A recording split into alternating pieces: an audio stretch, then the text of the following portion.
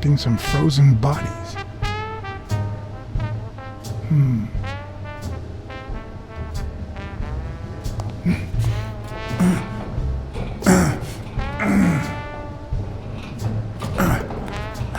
It won't budge.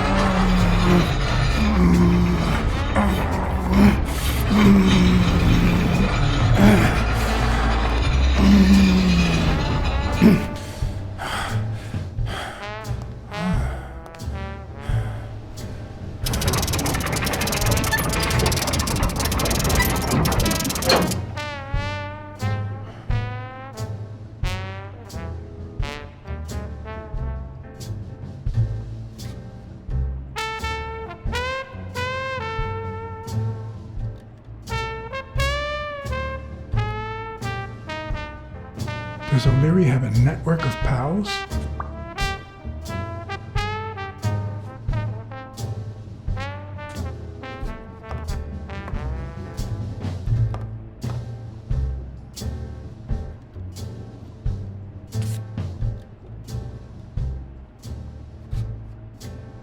The odds are incredibly in Stone's favor. I guess that he's the reigning champion, and Bobby Yale is just a contender, but maybe word got out about his condition.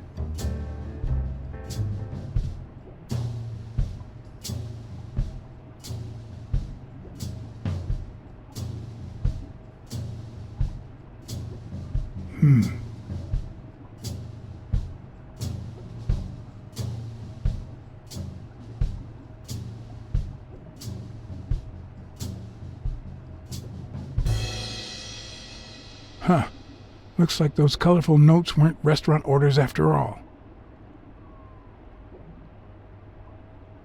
There's one on each table, except this one.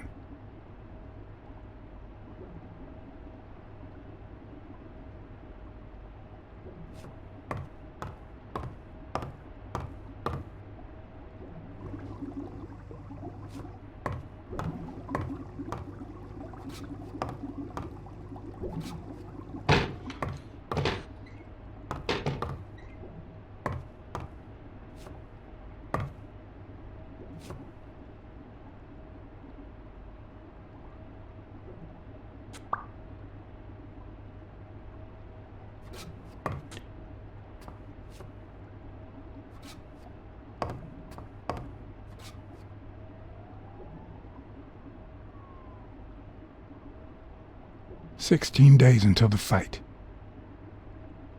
Sometimes I forget that criminals, even the office variety, have family and kids.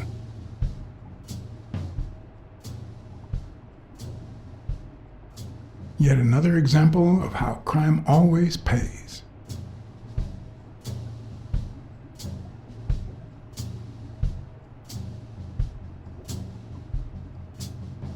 A little thingamajig that adds on its own. What'll they think of next? It looks like a summary of all the bets that come in. Day, amount, bet, wagerer.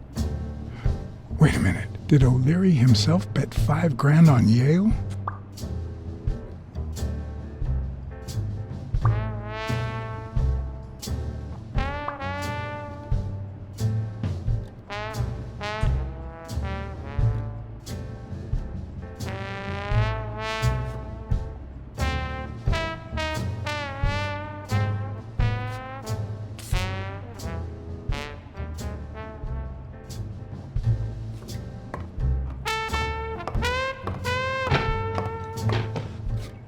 Wow, I didn't realize you could place so many bets on a single baseball game.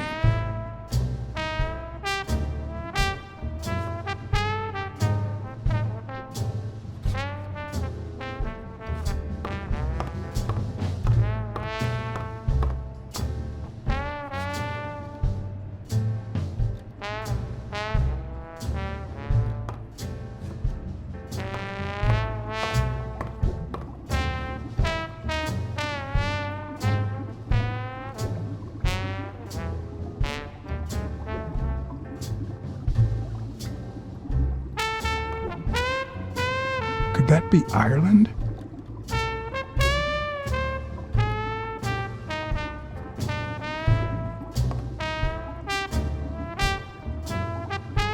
I'd say that's Ireland too.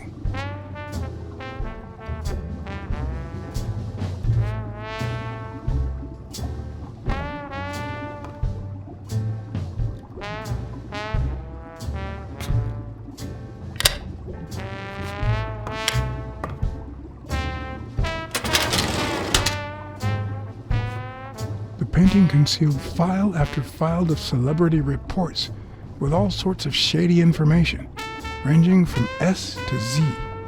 Almost all of them were athletes. Is that what O'Leary meant when he said that detectives and police officers were his friends? I wonder how many spy for him. If I were to pitch in, who would I spy on?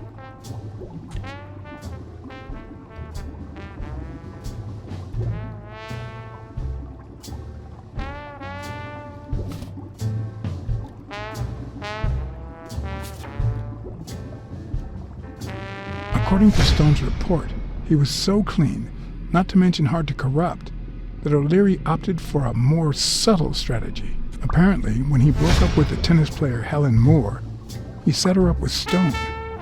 Lucky for him, they hit it off. As I put away the report, I stopped in my tracks.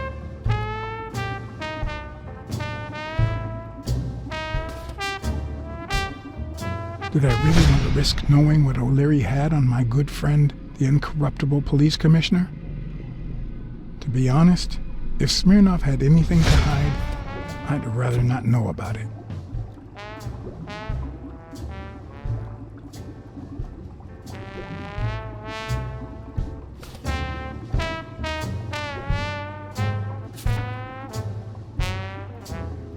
In Bobby Yale's folder, all I found was a log of his incredible stats as an aspiring champion. 20 victories, 16 by knockout. Although, at the end of the report, someone had underlined one word several times: untouchable.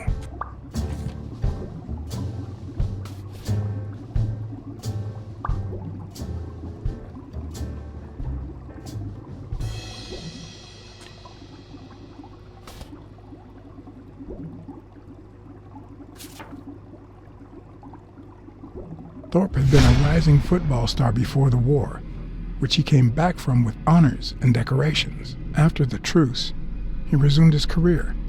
He won 3 season trophies and a couple of MVP awards. He retired after an accident that left him paralyzed from the waist down. He started his own sports advertising agency 4 years ago, but according to the files, O'Leary hadn't even tried to corrupt him.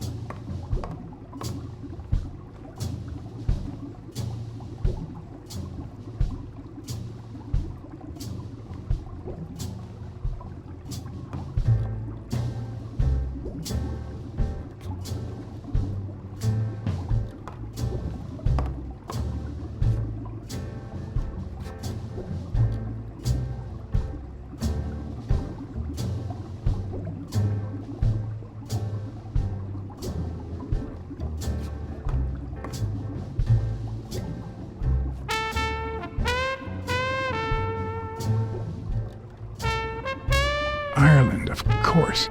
This guy's obsessed.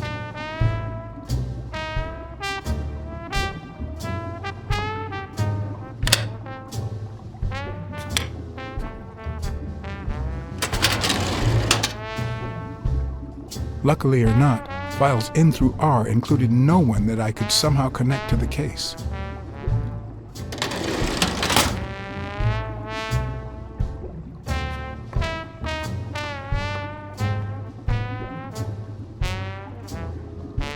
hope I never become the object of O'Leary's obsession.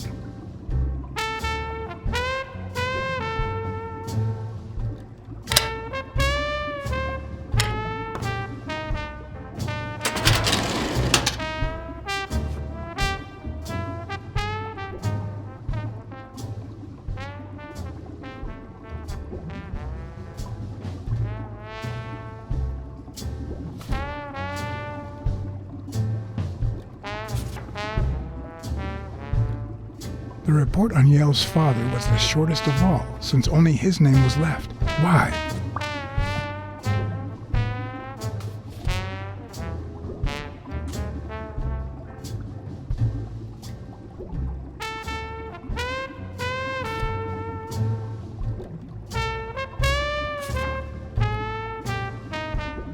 Cassidy's report was possibly the longest among all of O'Leary's files. Apparently, their rivalry went way back.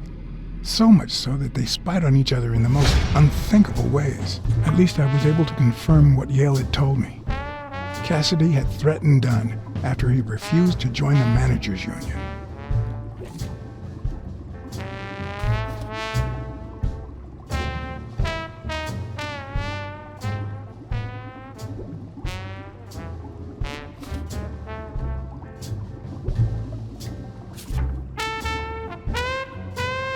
Dunn's integrity was legendary, even in O'Leary's shady reports, just like Yale had said. Dunn had kicked one of O'Leary's men out of the gym when he found him snooping around.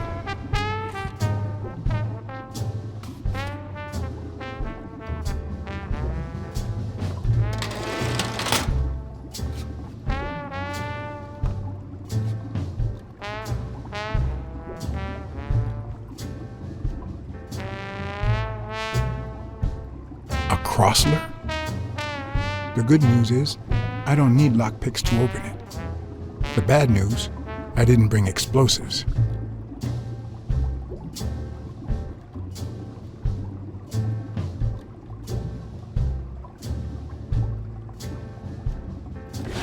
Even Dunn had a gun in his office. O'Leary couldn't possibly be the exception.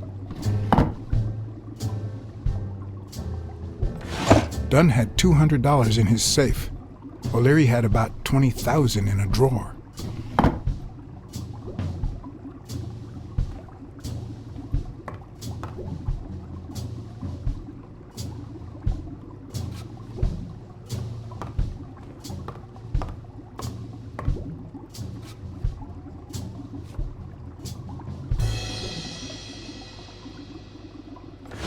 If they're not together anymore, why does O'Leary keep so many pictures of romantic moments with Helen Moore?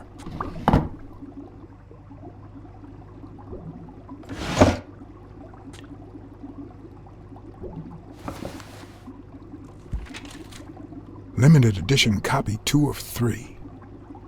We listen, if you call it listening, to the sentimental romance. Your eyes act like the moon.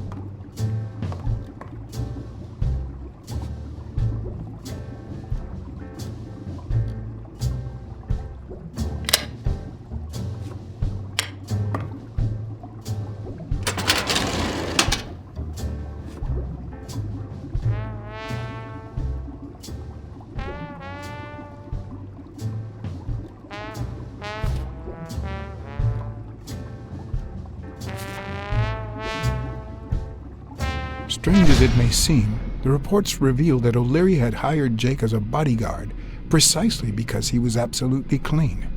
Apparently, he liked to surround himself with honest people when he mingled with the high society.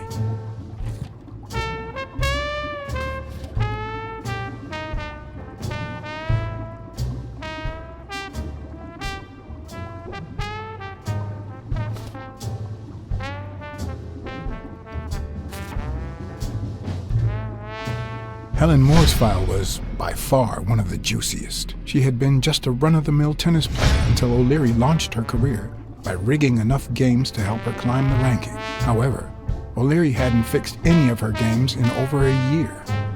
In spite of that, she remained undefeated. Be as it may, it was clear that O'Leary had enough information to ruin her career.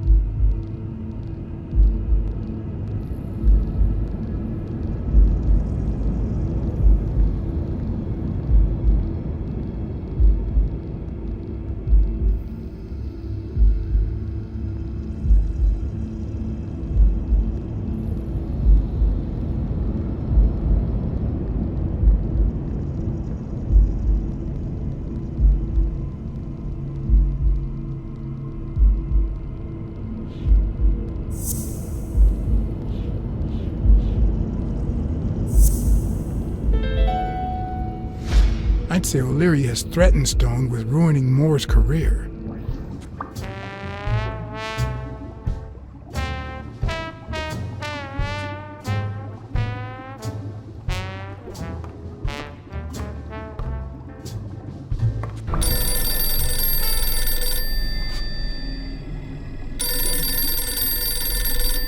Jake. Someone was coming. Are we or are we not exemplary workers, Jimmy? Here it is, middle of the night.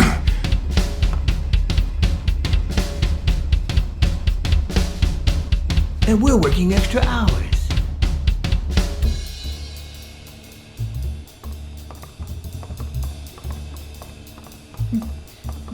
Hey, Jimmy, what do you think about that? I think he's scared stiff, Desmond. Why's that, Jimmy? We're giving you the red carpet treatment. We even let you in the boss's office. You're one lucky fellow. You can't say I don't treat you well, Jimmy.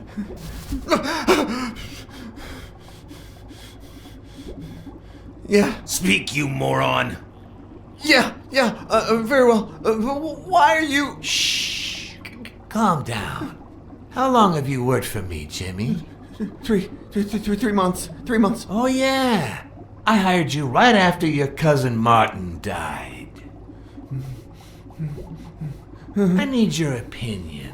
How would you punish someone for ruining an innocent man's life with a hit and run, Jimmy? I don't know. Then tell me, what about you, Wilson? What would you do? No, please. I didn't do anything. I swear. He was a good guy. Of course, you already knew that. You knew him better than me, right? He was my cousin. That's why I hired you, Jimmy. You see, Martin was a dear friend. And his widow said you were a nice kid. That you do a good job and you needed the money. And I have a soft spot for those in need. Please. But, you know what? I talked to her just yesterday. She told us you did some naughty things to her with that gun, Jimmy. No. That's no way to treat a widow, is it?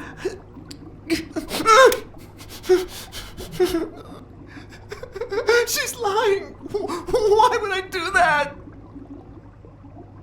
What about the kid?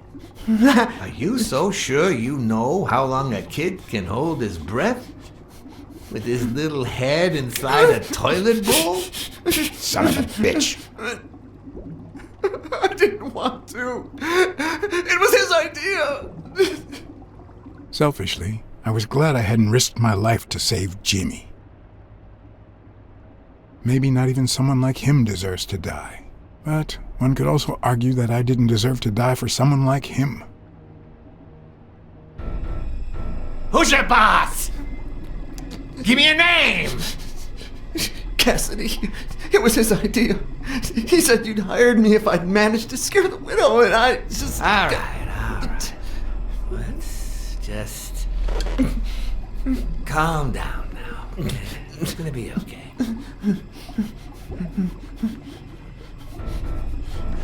There are two sacred principles that rule my life.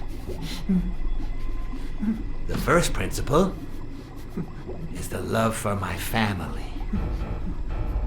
I do anything to protect them. The second principle, I never put my future in the hands of fate. I always play it nice and safe. And I would even add a third principle, or better yet, a rule. If anything threatens either of these two crucial principles, I take matters into my own hands. You see where this is going? For the first time I got someone killed, even though all I really did was rat him out. No, I just... Stop interrupting me, Jimmy! It's not polite! You're all the same. So rude. You know what? Let's leave it at that. You're going to give a message to that disgusting walrus Cassidy, aren't you? Yeah, sure. Whatever you say. Yeah, sure. Good boy. What's the message? Oh, Jimmy. You still don't get it, do you? You are the message.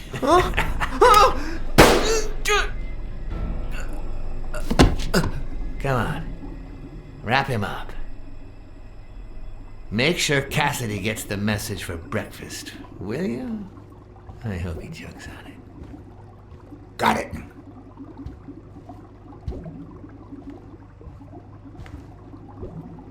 Where are you hiding, little fishy? Once again, you didn't get to hear the end of my story.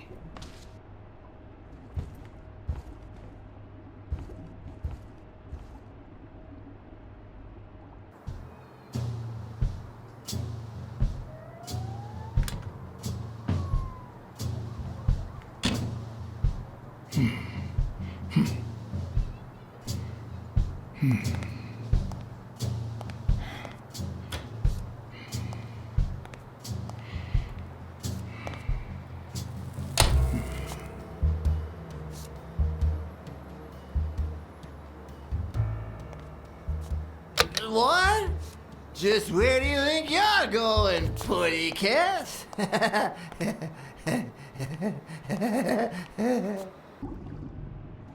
Two sacred principles rule my life. The first is the love I feel for my family.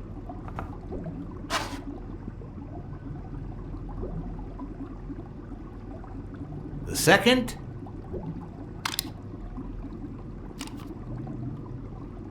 never leave destiny in the hands of fate. I always play it nice and safe. And I'd even add a third principle, or better yet, a rule.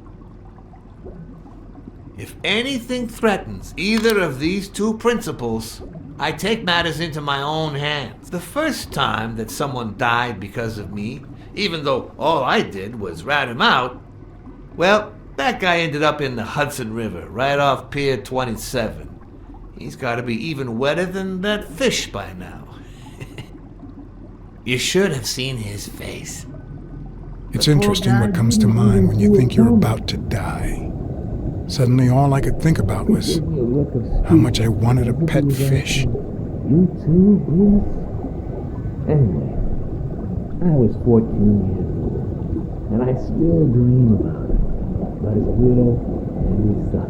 By then, I was adamant about buying a fish. But first, That was that. Never again. Nowadays, whether it's me who pulls the trigger or not, I have zero regrets. What's more, I sort of enjoy it.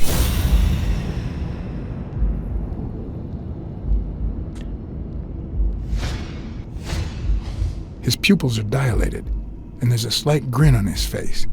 The bastard is enjoying himself.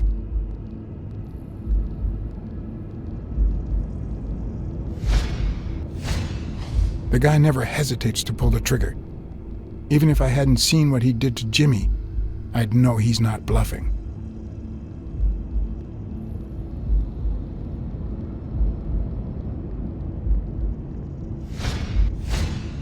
In case anyone had any doubts about who's the boss around here, I'll put my dirty feet on his luxurious table to prove that all of this is mine.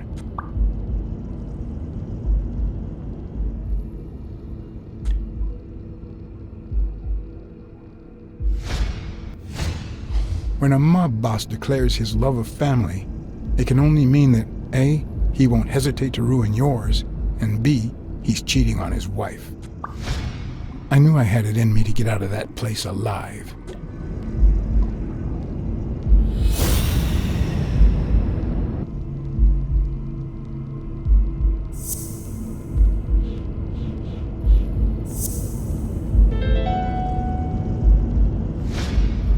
No.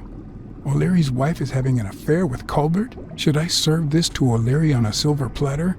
Or threaten Colbert so he'll get me out of this mess? And, well, that's it, I think.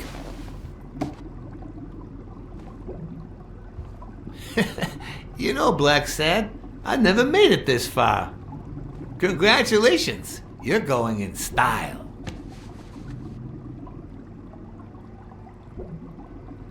I didn't want to interrupt you because I respect you and your word, but I'm actually here to help. Your wife is having an affair with Colbert. What? Me? No way! Well, here's the thing. I don't respect your word. And since you brought me no proof... Check my coat pocket, on the right.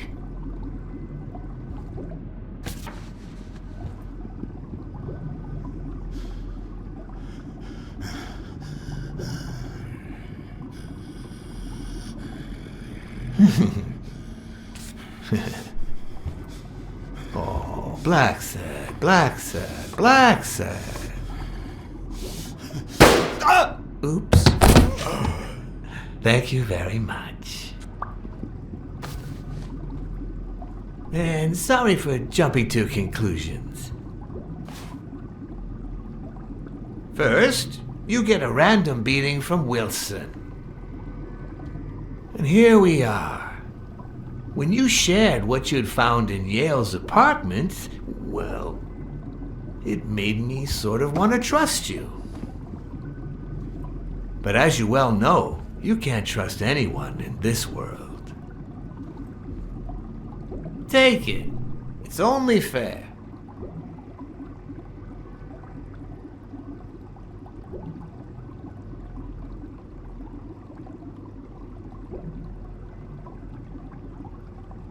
I want to bet it all on the fight, on Sonia Dunn's behalf.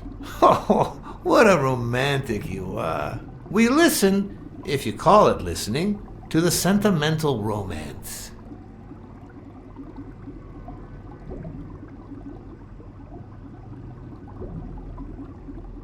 Your eyes act like the moon. Ah, a cultured man. Anyway, go ahead. Place your bet. I bet it all on Yale.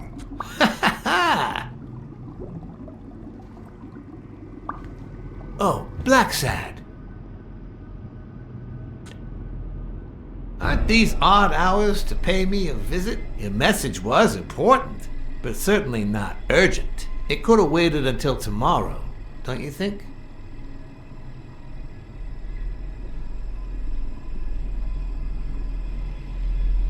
Don't look at me. This was Colbert's idea.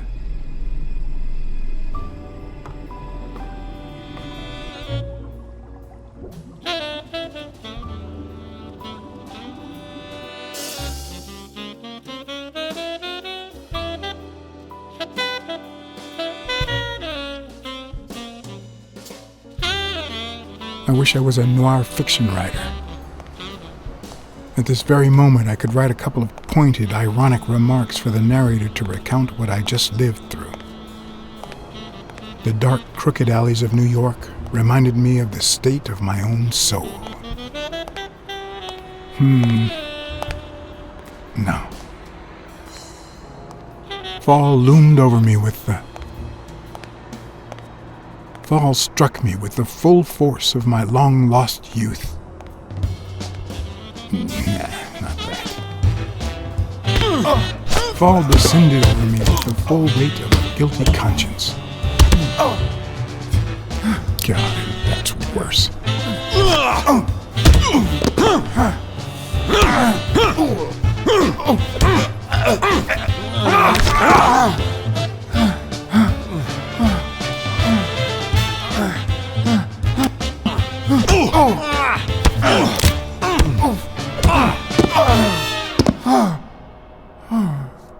What were you thinking? He wants him alive!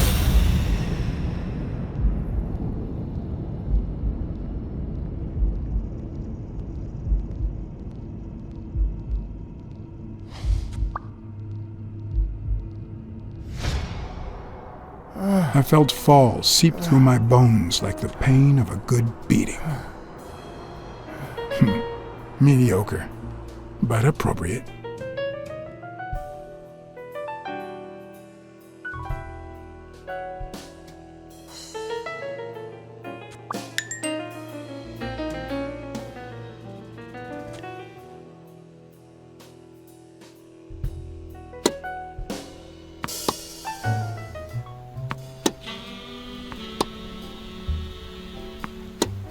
Against all odds, next morning I got up bright-eyed and bushy-tailed.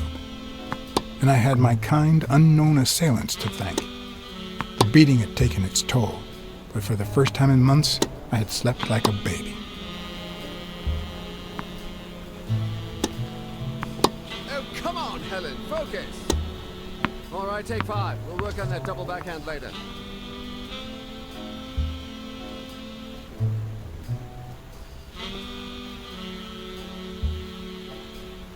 Well, Mr. Blackmore, what can I do for the FBI?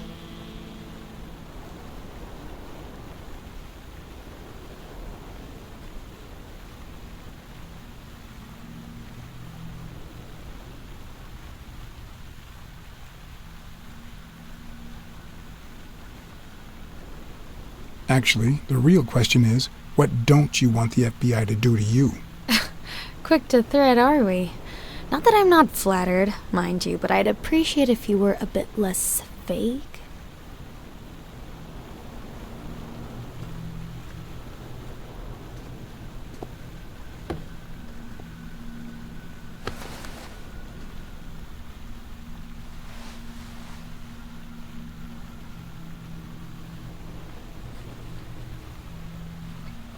Maybe if we could speak in private? Alec! Coming! You've got 4 minutes, Mr. Blackmore, so make them count.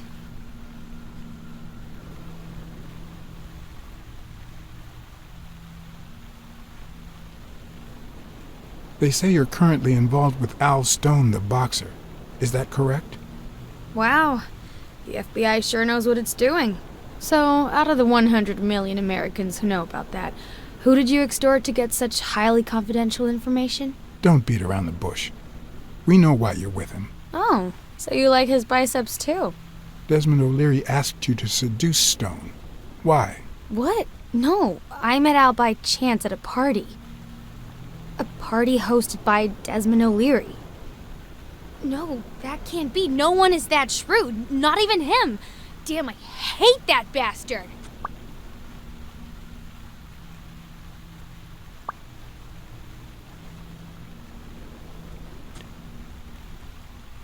We know about you and Desmond O'Leary.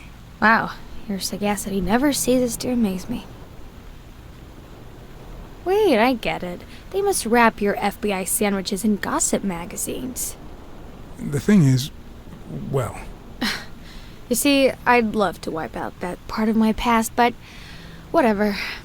do you have any regrets? Ads pay more than trophies. Can you believe it? Being associated with such a shady character could only damage my reputation. Trust me, never get involved with a married man. We're aware of at least 6 rigged games during your first year as a professional player. And? You won all of them. Are you trying to offend me? I give my all on the court. I can't be held accountable if my rivals don't do the same. Go interrogate them. In any case, now I know why you mentioned O'Leary. What do you really have against him? And don't say illegal gambling.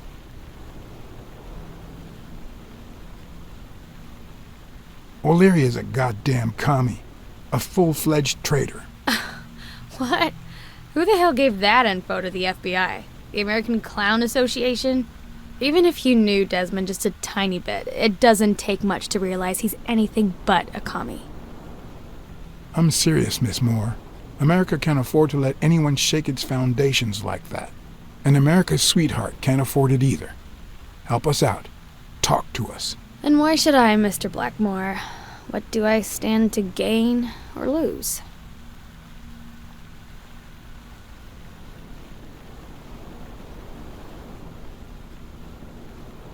The FBI always returns a favor. Oh yeah? Are they gonna rig my games? This is actually quite simple.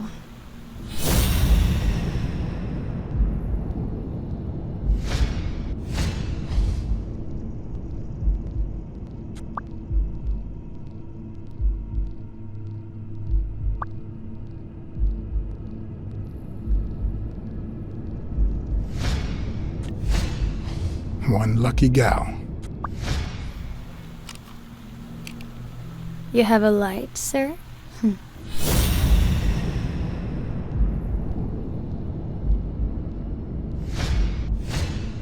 The pearly white teeth of someone who barely smokes. Am I making her nervous? Damn. I'm almost out of fluid.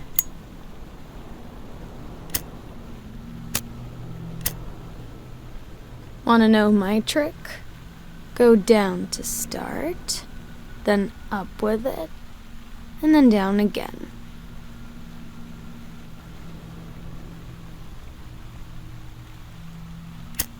Will I get to smoke today? Will I get to smoke today?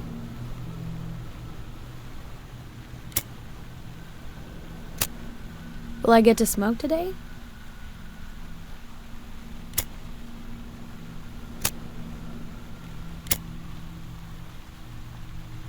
Thanks.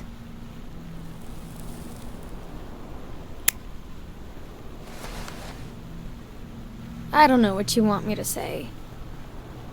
You're trying to frame O'Leary, perhaps rightfully so, but I think you're barking up the wrong tree. Believe me, if I had the slightest... Come on, Helen. Time to work on your backhand. Let's go. Do you smoke? Nice meeting you, Mr. Blackmore.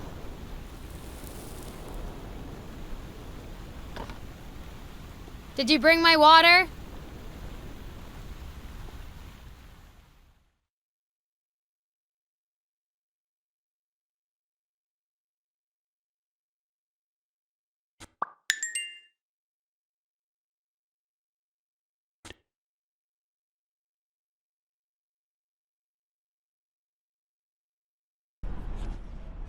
America's sweetheart gave you her cigarette? Dear God, she has the hots for you! I can't believe you sent good old Weekly to investigate that stupid walrus while you were hanging out with Helen Moore herself! So, what do you say, you and me, we change places next time, huh? Your turn. Now tell me, what did you find out? You're gonna love this. You ready? I've got news, but I happen to also have a Blacksad. My husband has disappeared. What? Who is... Oh, Mrs. Colbert. But last night he got a phone call. He said he had to work, and he still hasn't come back. Nobody's seen him at work since yesterday evening. Plus, I haven't heard from you since our first conversation. Do you have anything?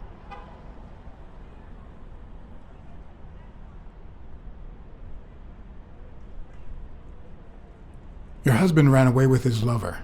Somewhere far. Farther than you can imagine. I'd forget him if I were you. It's time to... What? Why didn't you tell me before? I know. I should have said something. I'm afraid I can't hide the truth. Mrs. Colbert? That good for nothing? I'm gonna scratch his eyes out. I'll tear his stupid head off. I'm gonna make him regret.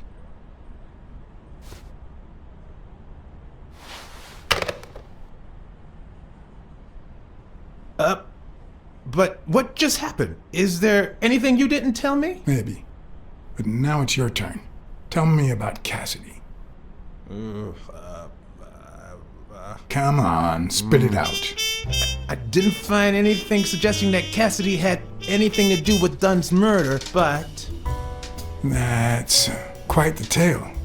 But I know Cassidy will be playing poker tonight with one Howard M. Farnham II, a Texas tycoon looking to get his claws on the boxing business. I also know that he and Cassidy have never met in person, and that Farnham, who's staying at the Balford Hotel, hasn't left his room. Apparently, he spent the night with 3 bottles of bourbon. So, here's my incredible plan. I'll go to the hotel, I'd knock him out, and then take his place in the poker game. That way, I'll get Cassidy talking. What do you think? Incredible, right? Didn't we agree that you would handle Helen Moore while I dealt with Cassidy next time? No?